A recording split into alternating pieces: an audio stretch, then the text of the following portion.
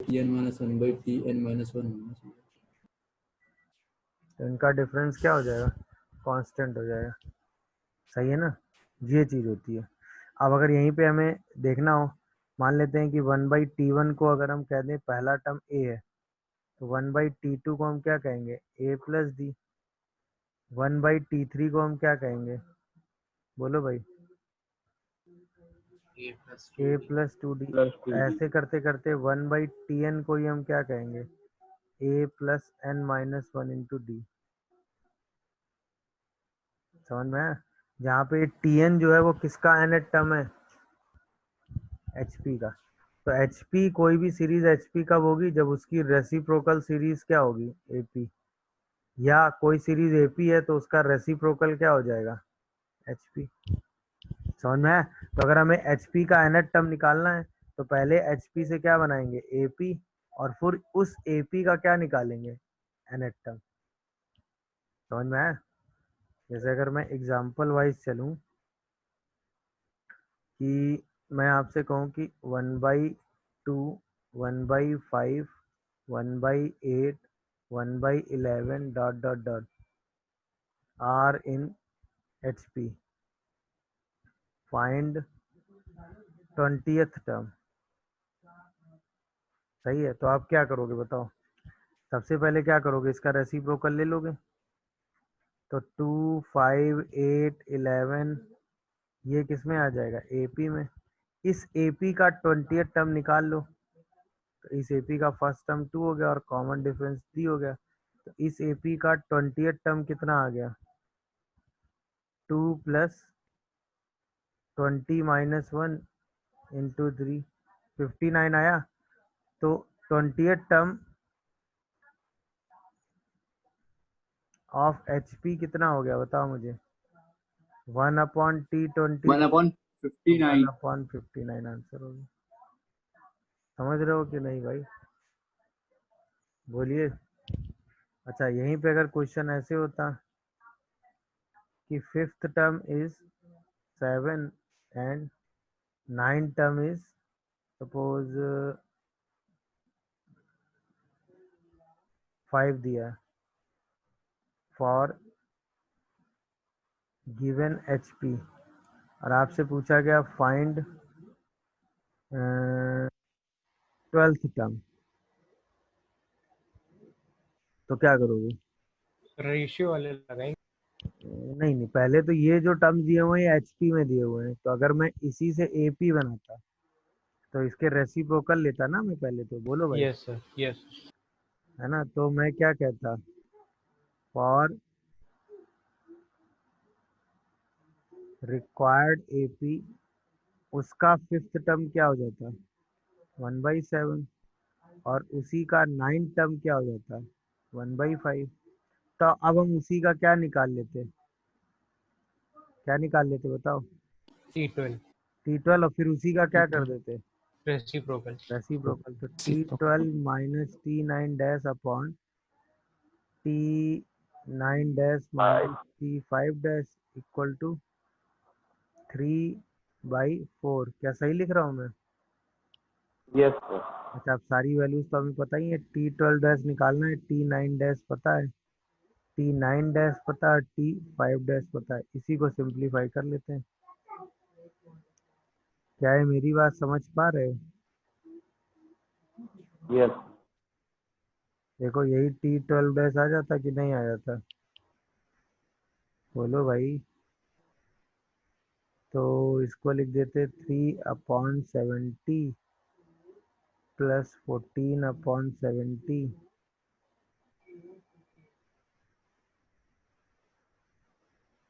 Is equal to T12 dash. तो यहाँ से T12 डैश की वैल्यू कितनी आ जाती, 17/70। तो तुरंत हम क्या कहते हैं, T12 फॉर HP कितना हो जाता, बताओ, 70/12। कैलकुलेशन ठीक है ना? Sir 7 sir 70/17। ठीक है, तो कैलकुलेशन। तो अब इस तरह के टर्म्स आपको दिए जाएंगे तो आप सिंप्लीफाई करके उनकी वैल्यू कैलकुलेट कर सकते हैं कि नहीं। अब इसकी दो प्रॉपर्टीज हैं। पहली, अगर मैं आपसे कहूँ A1 A2 A3 dot dot dot AN, ये सारे टर्म्स HP में है, ठीक है। तो एक रिजल्ट होता है कि अगर हम कंजिक्यूटिव प्रोडक्ट लें, A1 into A2, A2 into A3, A3 into A4 से लेके AN-1 इंटू AN, तो ये रिजल्ट हमेशा N-1 फर्स्ट और लास्ट टर्म के प्रोडक्ट के बराबर होता है। ये पहली प्रॉपर्टी है कि अगर ये सारे टर्म्स HP में हैं तो कंजिक्यूटिव टर्म का जो प्रोडक्ट होता है वो N-1 into A1 into AN के बराबर होता है। इस पर बेस क्वेश्चन कई बार पूछा गया है। अब ऐसा क्यों होता है, देखिए ध्यान से भाई। अगर मैं आपसे कहूं कि A1 A2 A3 dot dot dot AN अगर ये HP में है तो इसका रेसिप्रोकल किस में होगा भाई, जल्दी बताओ। AP। तो 1 1 upon upon A1. 1 upon A2, 1 upon A3 से लेके 1 अपॉन AN किस में आ जाएगा, AP में। अच्छा AP आएगा तो कंजिक्यूटिव AP. डिफरेंस सेम रहेगा, तो 1 upon A2 minus 1 upon A1, 1 upon A3 minus 1 upon A2, 1 upon AN minus 1 upon AN minus 1। ये सब कांस्टेंट होंगे कि नहीं, बोलिए भाई, क्या ये समझ में आ रहा है सबको।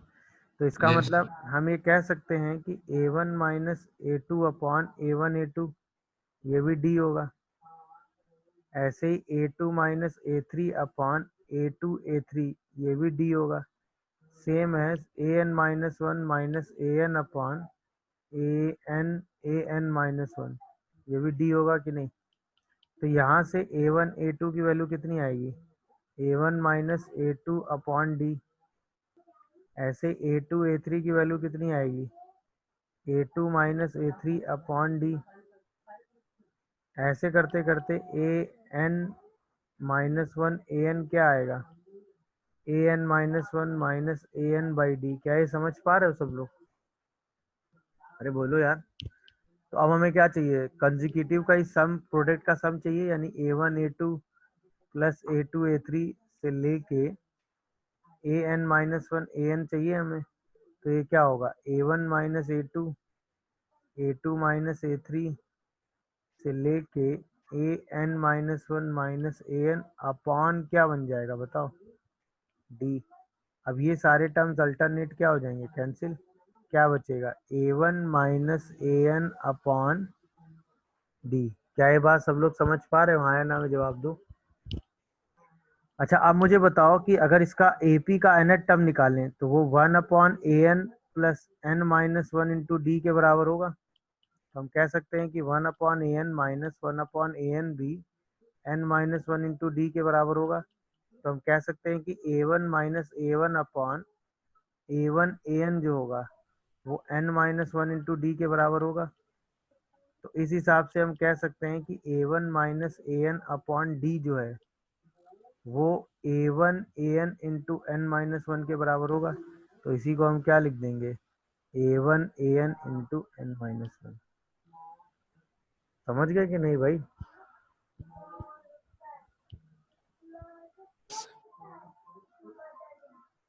मतलब मैंने ये कहा कि अगर ABC 3 टर्म HP में है तो उनका रेसिप्रोकल किस में हो जाएगा, 1 upon A, 1 upon B, 1 upon C, AP में। तो AP में होगा तो कॉमन डिफरेंस सेम हो जाएगा, तो 1 upon B minus 1 upon A equal to 1 upon C minus 1 upon B होगा, या फिर 2 by B equal to 1 by A plus 1 by C होगा। या इसी को अगर हम सिंप्लीफाई कर लें एलसीएम लेके तो B की वैल्यू किसके बराबर होगी, 2AC upon A plus C। यानी अगर ABC HP में होंगे तो B किसके बराबर होगा, 2AC upon A plus C के। ABC अगर HP में होंगे तो B किसके बराबर होगा बताइए, 2AC by 2AC by A plus C के। क्या ये बात सबको समझ में आ रही है, कोई ऐसा जिसको कंफ्यूजन हो तो बताएं। No. क्लियर हो गया ना। Yes. sir. अब आइए, आपने ये पढ़ा होगा क्या कि अगर ABC AP में होते हैं तो b माइनस ए अपॉन सी माइनस बी, ये a बाई ए होता है क्योंकि ये दोनों बराबर होते हैं। ठीक। अच्छा, अगर ए बी सी जीपी में होते हैं तो b माइनस ए और c माइनस बी जो होता है वो a बाई बी के बराबर हो जाता है। और अगर ए बी सी जो है वो HP में होते हैं तो b माइनस ए और c माइनस बी जो होता है वो a बाई सी के बराबर हो जाता है।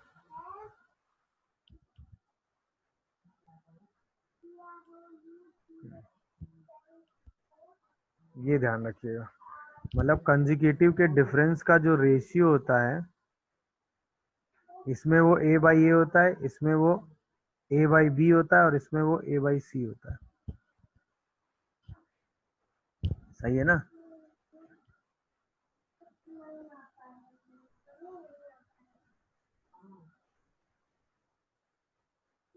a by A by B and a by सी।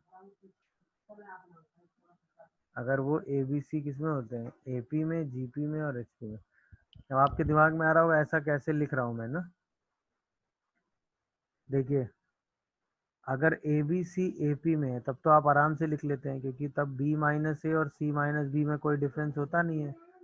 तो b माइनस ए और c माइनस बी 1 के बराबर होता है और 1 को a बाई ए लिख दें, कोई प्रॉब्लम नहीं है। बोलो भाई।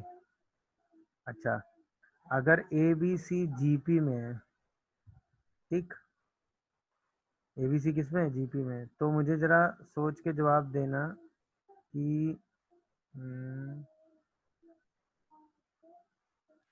बी बाई ए और सी बाई बी बराबर होता है कि नहीं? हाँ या ना में जवाब दो।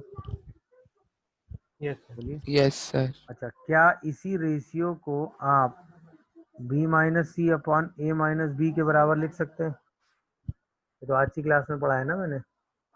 रेशियो तो सेम होता है ना, बोलो। तो इसका जी सर। मतलब b minus C upon A minus B को हम b बाई ए बोल सकते हैं। तो सोचो, क्या हम b माइनस ए अपॉन सी माइनस बी को a बाई बी नहीं बोल सकते हैं? बोलो भाई, समझ गए कि नहीं? या सर समझ। इसी चीज को मैं ऐसे भी समझा सकता हूँ। देखो, a को a ले लो, ठीक है, b को ए आर ले लो और c को ले लो ए आर स्क्वायर। ले सकते हो कि नहीं बताओ मुझे। अब आओ, b माइनस ए निकालो तो वो a into R minus one आएगा। c माइनस बी निकालो तो वो A R into R minus one आएगा। दोनों को डिवाइड कर दो तो b minus A C minus B जो है वो 1 अपॉन आर आ जाएगा और 1 अपॉन आर का मतलब a बाई बी होता है। दिखा क्या? ऐसे भी समझ सकते हो। बोलिए भाई। अच्छा, अब HP वाला देखो।